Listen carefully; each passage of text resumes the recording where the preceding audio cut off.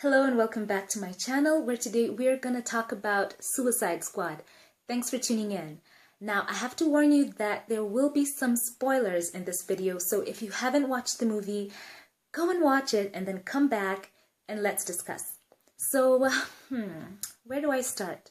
First and foremost, this movie does not deserve the 27% rating it has as of this recording on Rotten Tomatoes.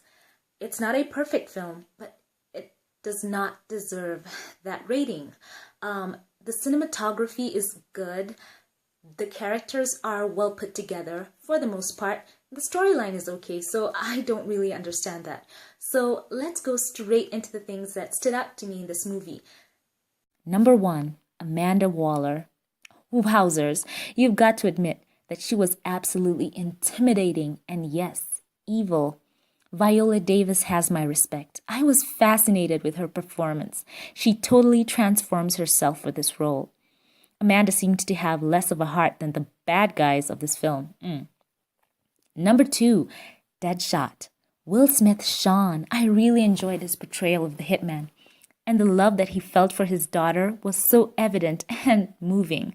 They gave him a real story arc for his character, progressing him from a selfish assassin to doing what was honorable. And I loved what he said to Rick Flag, in essence, that if they saved the day, and even if it would cost them their lives, he wanted the world to know what they had done. Number 3, Harley Quinn. I loved Margot Robbie in this, and I cannot wait for them to flesh out her character more in her own movie.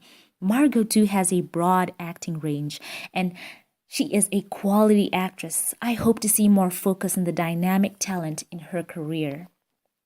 Number 4, Joker. Jared Leto brought a new take on this iconic character. He definitely had more of a gangster or mob boss type of feel. The dysfunctional relationship he and Harley shared was also highlighted really well. That was the stuff of nightmares right there, guys. Harley is just manipulated and plain nuts.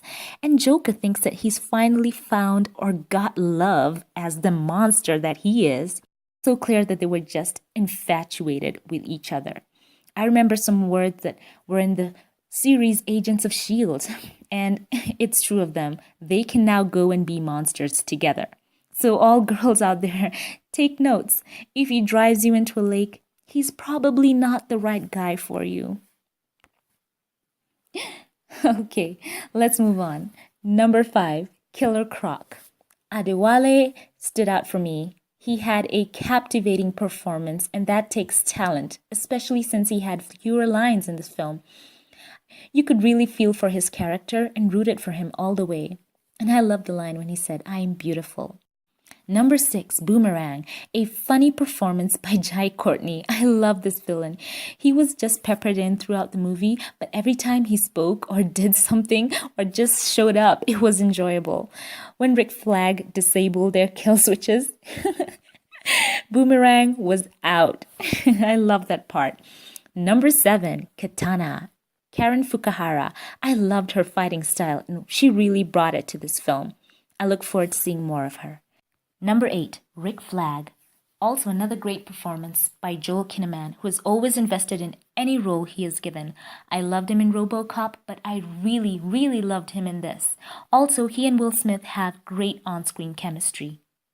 Number 9, Jay Hernandez's character. He was so tragic, and it was really good watching his emotionally grounded story arc evolve. Though some of the lines he had were kind of weird and really corny to me, it was still a great storyline through and through. Number 10, finally, Ben Affleck. Yes, he had a great cameo performance and it was impactful as always. It makes you really look forward to his solo film and the Justice League. I can't wait. So let's go into some of the cons of this film. And I'm gonna have to say that it was the villains. What? I hear you say? But this is DC. They have the best and most compelling villains. That's why I myself could not understand why this was so. There were moments in this film where I was just laughing. As I watched Cara Delevingne doing a funny little dance as she was conjuring up whatever it was and the machine that she was making, I was just laughing. You know, I believe that the villains, these particular villains, her and her brother that were chosen for this film, did not have the heft that this movie needed, and it was kind of underwhelming as a third act. It was just a CGI bomb from then on. I kept being pulled out of the movie, and no amount of suspended disbelief, no matter how hard I tried to force myself, could help this. All I could see was Cara Delevingne, or was that another version of Charlize Theron's character Ravenna from The Huntsman, Winter's War? Not to mention the CGI brother, aka Destroyer from Thor, but more humanized. I'm sorry to say this, guys, but it was a good laugh. But overall, it was still an entertaining movie, and I say all of this in love. All of this in love. I'm no DC hater. And I'm going to go on to the last con. This cannot be a PG-13 movie. It was too sexualized. Is this what kids are watching these days? Wowzers. But the movie didn't need all that, in my opinion. Also, there was another complaint I heard, and I'm just going to voice it, though it didn't really apply to me, that some people complained that there was too much of a music video feel to some of the cinematography, and it was off-putting to some. But honestly, if you're more musically inclined, you won't even notice it after a while. You will definitely sense it, but it won't bother you. So, was this movie 27% bad? I don't think so. And instead of the fans petitioning as they were doing a while back for Rotten Tomatoes to be taken down, why don't they petition for less TV spots and trailers that I feel ruin the whole movie experience for many of the viewers, because it's like they know every beat and everything that's gonna happen step by steps, and some people are actually, you know, they're spoiled for it, even unintentionally. In like the premiere, they kept featuring tidbits here and there of the movie. I feel like they should just stop doing that. Let people go in and be surprised by the content.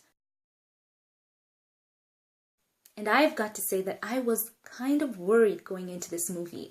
I had heard people that I respect, and even some of them were DC fanboys, and they were saying some things that made me worried that maybe I was going to go in and waste time and money on this film. But still, I had, you know, very level expectations going in, and I was not disappointed. The movie isn't bad. Not 27% bad, but I look forward to, and I hope that in the next installment that they will have improvements based on, if they listen to the fans, that is, based on anything new that they may add. So I'm gonna give Suicide Squad a 7 out of 10 for me. It's not the worst movie, and I believe that it is a good stepping stone. If only they could fix some of the dialogue and some of the things that left the fans rolling their eyes in this film. And I think that they will, because DC right now are listening to the fans. And this is a movie that everyone wants to see a sequel of. The characters were just that good. And give them a better villain, please, DC. I know that you can do it. So guys, tell me in the comment section down below, what did you think of this movie? What stood out to you? Let's discuss down below, because as always, I love to read your comments. And if you like this video, don't forget to click that like button and subscribe so that you can keep updated on any content from my channel. Thanks for watching this video. Until next time, God bless.